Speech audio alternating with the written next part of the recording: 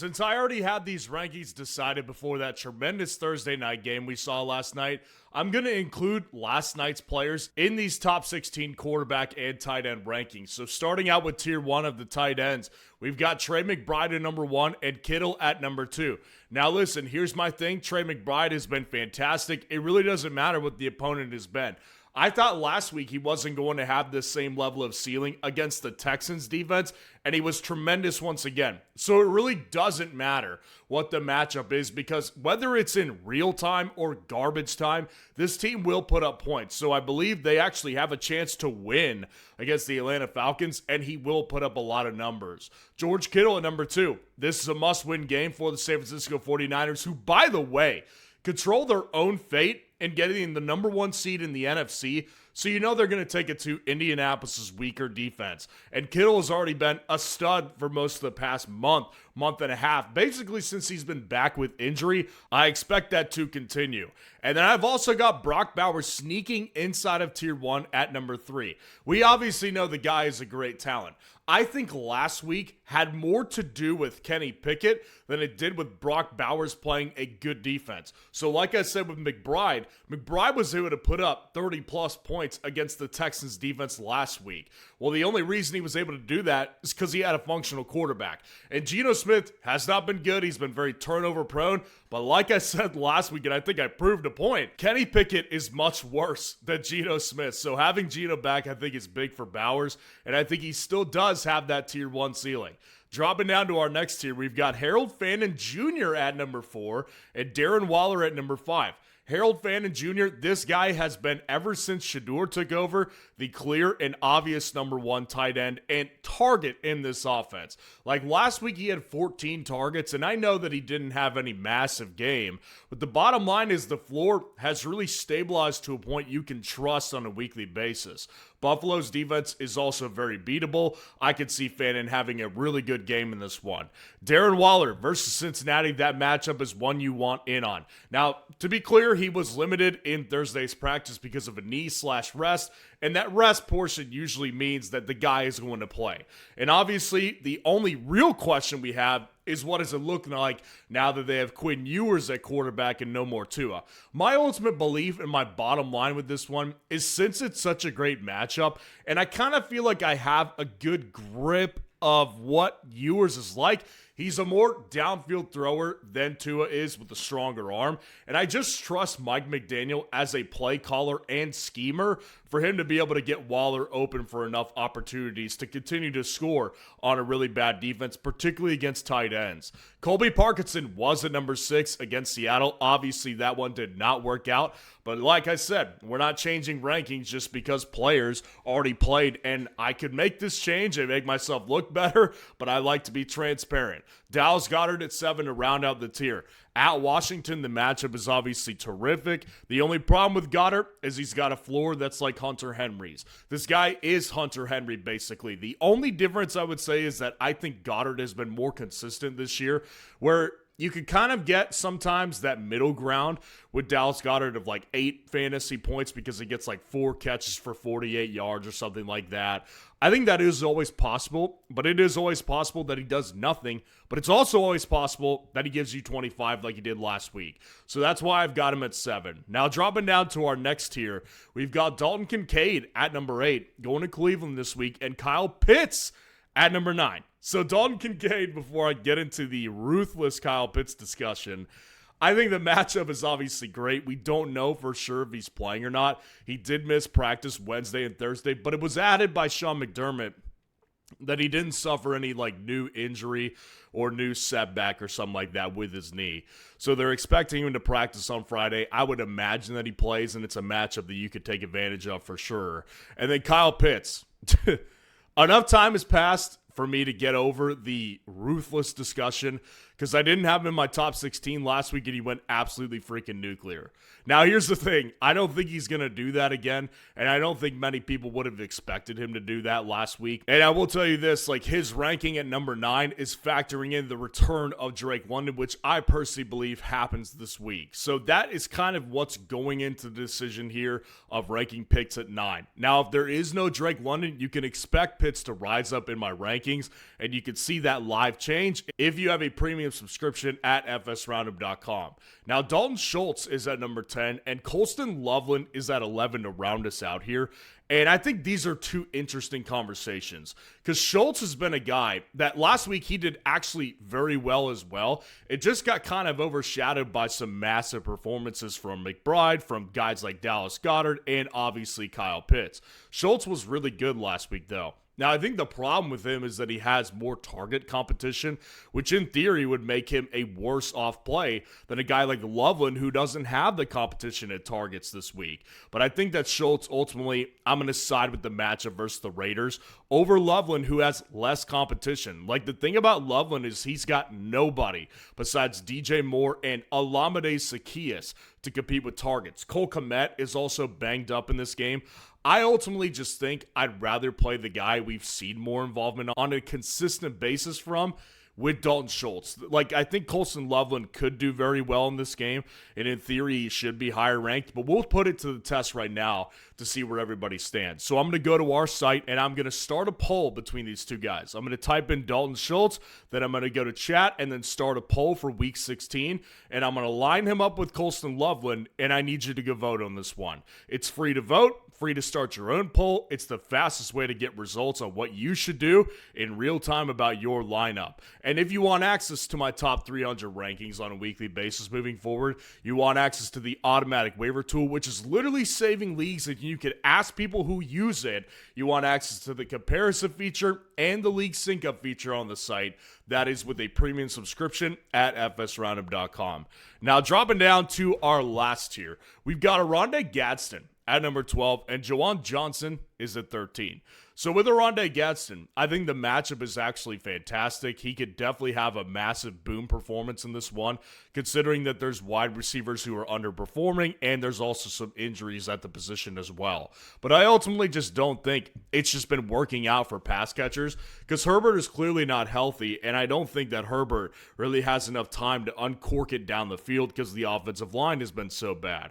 So ultimately, I do just think that Oronde Gadsden is more of a dart throw at this point rather than a consistent starter, because obviously the last month of him has not been very good. Juwan Johnson versus the New York Jets, the matchup is fantastic, and in theory, I will say this, he could have a much better week than I'm ranking him at. I think Juwan Johnson is just one of those guys where, especially lately, doesn't feel like he's been in the end zone very much. But without Devon Vele in that lineup, that makes a difference. It's going to be Olave, and then it's going to be Juwan Johnson. Those are the two targets right there, because there's no Devin Neal either. So I really do think Juwan Johnson has a lot of potential in this matchup. I ultimately just don't trust his ability to get in the end zone too much unless they're scheming things for him, which they haven't really done a whole lot of lately. Hunter Henry at 14 and Mark Andrews at 15. My gosh, that guy. Hunter Henry, though, I think that the matchup in Baltimore, it could really be a good one. But that's just been the problem with Henry, is that he's had so many theoretically great matchups this year that he hasn't done anything in, because the Patriots don't have an established number one target. Every single week, it's different. You either get it to Boutte a lot, you either get it to Diggs a lot, sometimes it's a lot of Mac Hollins, sometimes it's some of DeMario Douglas, sometimes it's Henry, and sometimes it's Austin Hooper. So, like, there's just no consistency that you could really trust in this New England offense, and that's why Henry just has to be ranked down here. Mark Andrews at 15. This one sucks, because it's like we had every opportunity for him to have a massive game last week, and he basically he might as well have goose-egged. Like, Mark Andrews was so bad last week, and I just think it's not even just because Mark Andrews isn't being good. It's also because Lamar isn't the same, and they also didn't have to throw that many times on Cincinnati. But the matchup was so good that last week that it leaves such a bad taste in my mouth for him this week. So he gets New England, and I think that this is a beatable matchup. And in any given week, Mark Andrews can have a touchdown, but lately it hasn't happened yet. So I do think I've got to mitigate risk here by putting him at 15. Jake Ferguson at 16 to round out the tight ends. I think that the matchup versus the Chargers is actually not that good. The Chargers defense has been very good lately. Jesse Minter has been a fantastic defensive coordinator for them. He will get head coaching opportunities this offseason. And I just think that Jake Ferguson, even with the struggles of Pickens lately, hasn't been as good as you would think. Now, he hasn't usually been bad. Last week was kind of an outlier week for him. So I do think he still belongs in the top 16. But at this point, with the bad matchup, I'll rank him down closer to the bottom, which is exactly where he's at this week. And just for the record, AJ Barner was my number 22 tight end, so obviously did not get that one right either. Now let's go to our quarterbacks here. And I've got Josh Allen in tier 1 at number 1 because he always basically is here. I mean, this is the only guy that could really give you 40 points on any given week. I know Trevor Lawrence just did it last week. That is such an outlier week. Josh Allen can do it against anybody, anytime, any day. Like against Cleveland, this is a matchup I kind of feel like is going to be more James Cook, but ultimately I don't even have enough confidence in any other quarterback to be the number 1 outside of Josh Allen, so I'm not going to put anybody above him if I don't think they're going to do it. But I do think Jalen Hurts belongs in this tier, and trust me, I really want to just kick him in the curb. Like, I have not gotten over how he eliminated me from the playoffs in week 14 with that bad game against the Chargers. Like, that was such a bad... Oh my God, it pisses me off still. But like Jalen Hurts, the reality is last week it was great. It was a great matchup. This week it's a great matchup once again. This one is tomorrow, so make sure your lineups are set. But I do ultimately think that this matchup makes a lot of sense to have Jalen Hurts at number 2. Dropping down to our next tier, I've got 2 guys in this tier as well. Jared Goff and Brock Purdy. I have a lot of faith in these matchups right here for these guys, and I've got a lot of faith in them as fantasy plays. Jared Goff versus Pittsburgh, it's in home field advantage. They get the dome aspect. Jared Goff and the Lions are coming off a brutal loss where they played really, really good football offensively. This offense has definitely looked much better when Dan Campbell started calling plays, and the Steelers' defense has been atrocious defending the pass, and they probably won't have Watt again, so they won't have much pass rush to deal with. I think Goff has an efficient day. Brock Purdy at number 4 at the Indianapolis Colts, I really do think is a great matchup as well. This one is also in a dome, so there's kind of usually going to be an element of like if he has to go outdoors and play in Chicago or play in Green Bay, I don't love Purdy as much because he doesn't have the biggest hands. He doesn't have the biggest arm. He's not the biggest guy. But Brock Purdy going to a dome matchup is not a big deal because this defense also hasn't been very good because they're getting injured. So I do think that this ultimately is a great position to be in if you're Brock Purdy and if you have Brock Purdy in fantasy. I think that you have to factor in the 49ers control their own destiny, just like I said earlier in this video. They're going to make sure they get a win in this one, and I think Brock Purdy will have a big part in that. Dropping down to our next tier, which is much bigger, Caleb Williams at 5, and Drake May is at 6. So Caleb Williams, I have a feeling this is going to be a really good week for him. First of all, I'm not saying I know what the Packers are going to look like post Micah Parsons. But I can tell you this, it won't be the same, and the quarterbacks won't fear it as much. This defense has been lights out basically the whole year, not from a fantasy perspective, but from a full football defensive perspective. This defense has been top tier. I don't think they're going to have to struggle with that. Now, obviously, Caleb's got his own problems. He's got no Rome Odunze. He's got no Luther Burden. But I do ultimately think that this matchup for him in a must-win game that's going to decide the division, I think Caleb is going to play a really good game because he was right there to beat them last time. He just threw a bad pick. So you eliminate that pick, Caleb's going to have a good game. Drake May at number 6 at Baltimore. I think the matchup is fantastic, and Drake May has really just been what he's been, right? Like, I've been kind of covering this for several weeks now. Drake May is not going to give you 30 plus many times. Like, he may have done it once or twice this year, and that was earlier in the season. What it's been is a lot of Jacoby Brissett, 20 to 23 to 24 point games. And Drake May does have mobility. Like, he ran in 2 touchdowns last week against the Bills, and he could do it against the Ravens. But ultimately, I just think that with Drake May, there's going to be an element of Travion Henderson in this game, which will lower the ceiling. And I ultimately just think that Drake May is not a ceiling guy because we haven't seen it that many times this year. Jacoby Brissett, though, like I said earlier, he's been awesome. And I think this matchup this week is excellent. I have full confidence to go with Jacoby Brissett in the playoffs in this week and next week. This matchup, though, is awesome. Atlanta's defense has been bad through the air, and I think that their secondary, in theory, is actually not that bad, but they've been playing really bad football. Because they're eliminated, they've got nothing to play for. Neither of these teams do, but Brissett certainly has something to play for with the contract pending potentially a long-term extension with the Cardinals. I think Jacoby Brissett, either way, has not failed you this year. If you've been riding with him, he has definitely helped you win games in fantasy football, and I don't think there's any reason to stop playing him right now. Lamar Jackson at 8 and Joe Burrow at 9 to round out the tier. Lamar versus New England, this matchup is do or die for the Ravens. They must win this game, which ultimately makes me feel like Lamar is going to show up to play, and I just feel like we kind of have to factor in the potential that he could hit a 25-point ceiling, because his ceiling is not 36. Like, that's not what we're going to get from Lamar Jackson anymore. He hasn't been mobile enough to do that. He just hasn't looked good enough to do that. But I do think a ceiling of 25 is something he can hit, and I don't want to get caught with my pants down and just not play him because I'm too scared of it. In certain situations, I'll play Jacoby Brissett over Lamar. I'll play guys like May or Caleb over Lamar, but I'm not playing somebody like Bo Nix this week over Lamar Jackson. And I feel the same with Joe Burrow, because this matchup is in great weather in Miami, Florida against the Dolphins. I love the matchup. I love the weather conditions here. And Burrow, I think, is a pro's pro who does not want to look like that. Like, he had such a bad week this past week, obviously with the mental stuff that's been going on with him clearly, and just the performance that he put up against the Ravens in a game where they could have stayed alive for the playoff hopes. He was awful, and I don't think that even while they're eliminated, he'll be that bad again, especially if they're able to get T. Higgins back. Now, dropping down to our next tier, we've got J.J. McCarthy making his debut in these top 16, and Jordan Love is here at 11. So J.J. McCarthy, I've been very hard on the guy. I don't think he's that good of a quarterback, and ultimately, you have to look at it and say, well, these last several weeks against weaker matchups, he's done well in fantasy. And that's why I can't have him outside the top 12 this week.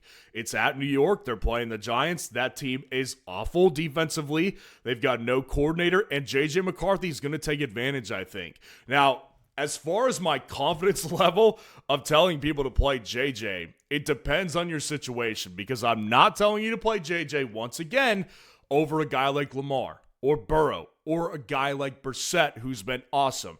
I'm not going to do that because JJ's floor is still very low, but I think his ceiling this week is in that 25-point realm like it was last week against the Cowboys. Jordan Love at number 11 at the Chicago Bears. I think this matchup is still good.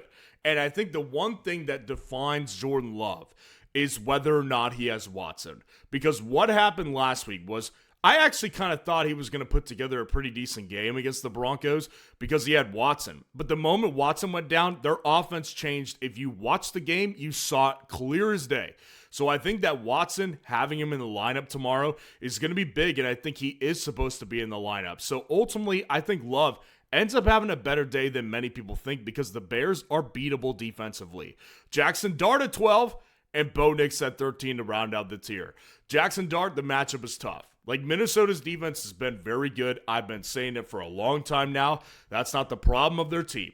But I do think that if you look at Jackson Dart, man, all you've seen is, with the exception of one game, lots of great games. So I don't think that I'm going to rule him out having a pretty good game just because of matchup. He's done very well in worse matchups. So ultimately, I think that Jackson Dart is still in good position because the guy moves around a lot. He gets a lot of touchdowns on the ground, and he runs for decent yardage on a weekly basis.